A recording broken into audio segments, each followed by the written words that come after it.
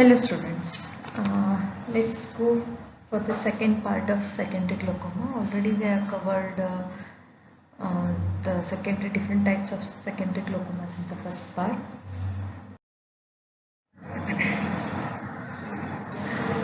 Glaucoma associated with corneal endothelial syndrome. So what is this glaucoma associated with corneal endothelial syndrome? Here there is abnormalities in the endothelium of the cornea as well as in the iris cells, where there will be continuous atrophy of the iris takes place. That's why there will be thinning of the iris initially. Later on there will be holes in the iris, followed by the abnormal growth of the endothelial cells of the cornea, which eventually slowly grows over the trabecular meshwork, and that causes the closure of the angle of the anterior chamber. So again it has three entities. One is the progressive iris atrophy, the Chandler syndrome and Cogan-Rees syndrome. So as I already told you, it is because of the abnormal corneal endothelial cells. So it is mainly seen in middle-aged women, and as I told you, progressive iris atrophy, you can see predominantly the atrophy of the iris. So there will be shifting of the pupil, and you have a multiple holes. The patient may have the lot of photophobia because more light is entering into the eye, and some sort of discomfort will be there in that patient. And in Chandler syndrome, apart from this the iris atrophy, you can see the corneal edema mainly present. In Cogan-Rees syndrome, you can see the some sort of nodules, pigmented nodules over the iris along with these corneal changes. So what is the treatment? The treatment is mainly the medical line of treatment in the form of anti-glaucoma drugs. So otherwise you can go for the trabeculectomy, and mainly the mode of treatment is artificial filtration surgery. Coming to the next type, that is pseudoexplorative glaucoma. Pseudoexplorative glaucoma, here it's very common in old age, which we come across day to day while doing the cataract surgery. Here a powdery form or dandruff-like material will be produced in the eye. Not in all the patients. You can make out in 10 out of 10, 2 to 3 patients we can make out such kind of things, where it starts depositing all over the eye, including your papillary border, on the lens, on the iris, as well as the angle. Okay, sometimes on the endothelium of the cornea itself. So what happens because of this powdery material? It also go and clog your trabecular holes, and that's how it block the angle and raise the intraocular pressure. So apart from this deposition, it causes very difficulty in dilatation of the pupil itself. So we find difficulty while doing the surgery, and the IOP will be raised, and there will be phacodonosis will be there, because as it causes a thinning of the zonules itself, the bag is very weak in such kind of patients. So while doing surgeries in pseudoexploration people, we should be very cautious, because first of all the pupil is not dilating. We have to go for the dilatation of the pupil by the different methods, as well as even the capsule is very thin and the bag is very weak. So how you treat if IOP is raised in such kind of patients? You have to go for the medical line of treatment, otherwise you have to go for the trabeculectomy. Fine. So whenever there is a hemorrhage, intraocular hemorrhage, there is a possibility of again a raised intraocular pressure. So there are the various causes why there will be raised intraocular pressure in the intraocular hemorrhage. So the different names have been given. One is red cell glaucoma, hemolytic glaucoma, ghost cell glaucoma, and hemocytolytic glaucoma. So what are all these glaucomas are they? So whenever there is a fresh hyphema is there, blood in the anterior chamber is there.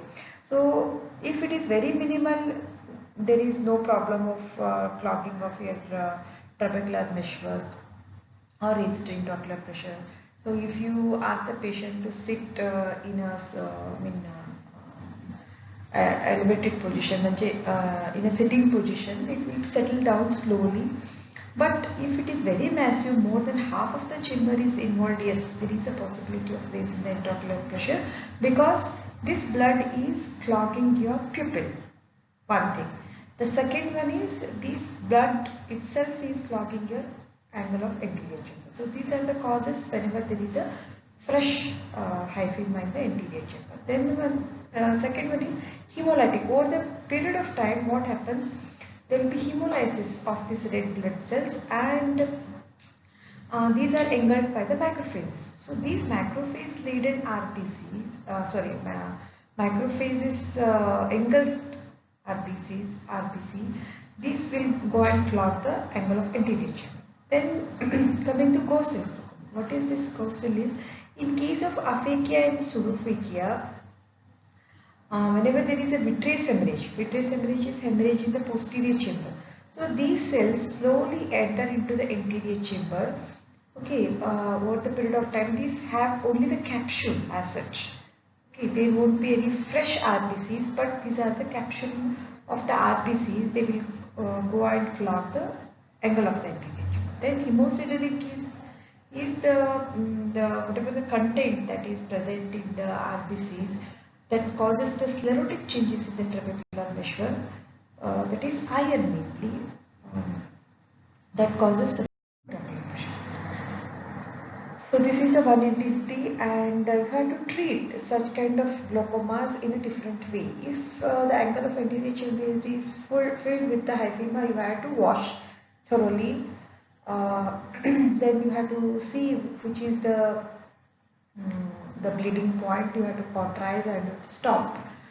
In other conditions, you have to start with the anti-glaucoma drug, and otherwise trabeculectomy is the mode of treatment. Coming to the steroid-induced glaucoma, here there are various theories are there why the steroid causes the raised intraocular pressure. There are Glaucoma and glycan theory, endothelial cell theory, and prostaglandin theory. And what happens? There will be the accumulation of these glycosome and glycans in the angle of the anterior chamber, which causes the swelling of the trabecular meshwork. One thing. So that causes the closure of this angle. Not angle, it is trabecular meshwork. So initially the symptom will be the same like the primary open-angle glaucoma. So you should be very cautious while using these steroids, because the steroid responders, even with the minimal dose of the steroid, may cause the sudden raise of the intraocular pressure in some individuals. So if you feel there is, after usage of the steroids, the intraocular pressure is increasing, definitely we have to stop the steroids, or can use the very minimal or the lower dose steroids you can use along with the anti-glaucoma drugs. Now coming to the traumatic glaucoma, as I told you, because of trauma there will be bleeding, and that causes the traumatic or the IOP is raised because of this blood. One thing. The other the causes for the raised intraocular pressure in trauma are a little different. One is there can be inflammation whenever there is a trauma. That causes the idiosaccharitis, and that causes the turbid aqueous, or the angle of the anterior chamber is clogged, or there will be inflammation, or there can be a synechiae. One thing. The second one is, as I told you, intraocular hemorrhage. The third one is because of trauma there can be damage to a capsule, and the lens may get swollen. So morphologically the size will be increased. Again the iris lens diaphragm is pushed forwards. That causes closure of the angle. That's why there will be raised the intraocular pressure. And sometimes the angle itself may get damaged because of this trauma. And from the traumatic, if there is a sclera of the conjunctiva, or your cornea is damaged, there can be a epithelial growth slowly, and that may clog your angle of the anterior chamber. So these are the different causes of glaucoma in traumatic conditions. So you have to rule out because of what the IOP is raised. So you have to correct it according to that. So one is your medical, and finally is your treatment. In aphakia, okay, so sometimes while doing the surgery or because of the trauma, the patient may land up with the aphakia. So we can't keep quiet with the aphakic person, because they may go for your glaucoma patients. Why? Because in case of aphakia patients, you will find out the glaucoma, because in aphakia patients the vitreous is directly exposed, and it may come and clog your angle of the your pupillary area. So while doing surgery, you should be very cautious. You should go for a proper vitrectomy, so that it is the pupil is free from your vitreous. One thing. The second one is there can be flattening of the angle of the anterior chamber sometimes, and sometimes in case of steroid, use of steroid in case of the aphakic also may cause the raise in the intraocular pressure. So there can be a malignant glaucoma. This is a very typical entity where there is a misdirection of the cilia. Ideally, the cilia are projected towards the anterior chamber. Sometimes when they are directed towards inner side, towards the posterior chamber, what happens, instead of the IOP or the aqueous going into the anterior chamber, it starts going into the posterior chamber. So the pressure in the posterior chamber is enormously increased, and that causes a raise in the intraocular pressure, where the patient will have the very flat anterior chamber, and you may not see any leakage as such, but the IOP is raised. So it is all because of the misdirection of the cilia. So it is a very emergency condition. You have to use the mannitol and all to lower the intraocular pressure, and you have to go for laser iridotomy, sometimes hyalotomy, and orally also you can topically as well as orally treatment. Then in case of intraocular tumors, the common intraocular tumors are the melanoma and the retinoblastoma. So these cells, the malignant cells, may come into the anterior chamber. Again, they may block the angle of the anterior chamber, or there can be a possibility of neovascularization. So that causes the angle of the anterior chambers. And this tumors itself may cause the pressure on the veins, and that causes the varistasis and further leads to the intraocular pressure. So these are all different modalities in case of tumors, how it causes the angle of the intraocular pressure raise. So enucleation is the mode of treatment in case of such conditions. Then ciliary block glaucoma, it's a very rare condition as such to say, and here the patients are with the primary angle closure glaucoma, which are operated for the peripheral iridotomy or the trabeculectomy, and the patient may come with the even the patient has treated for the trabeculectomy. Again, there will be raised intraocular pressure.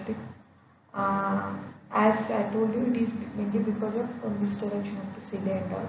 So the patient will have the severe blurring of the vision, and pain will be there, and loss of vision will be there. Okay, so the patient is not responding to any mode of treatment, and flat anterior chamber will be there, even not responding to any myetics. And patient usually are phakic and aphakic or pseudophakic patients.